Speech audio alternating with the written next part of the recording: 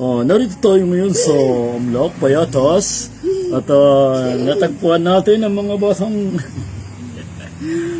napabayaan pero ang tataba, no? Katulad ni Daniela, ayan si Daniela, nakikita nyo. Nakikita nyo si Daniela, di ba?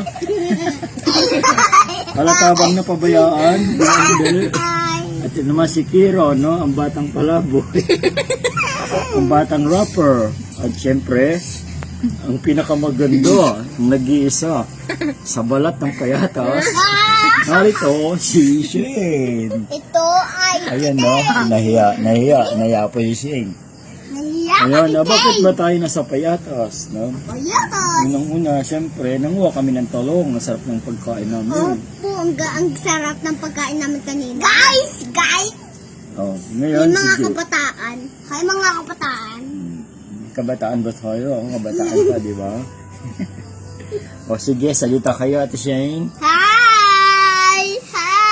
Mga guys, andito ko. Tutok mo yung ilaw sa'yo. Hi mga kabataan! Dali, ano? Niyan ka. Ayun. Hi! Ilalagay ko ito sa YouTube. Hi! Di ba? Ito ang Pilipina. Ba't bigla akong pumugi? Nagsombrero lang ako, pumugi na. Ay.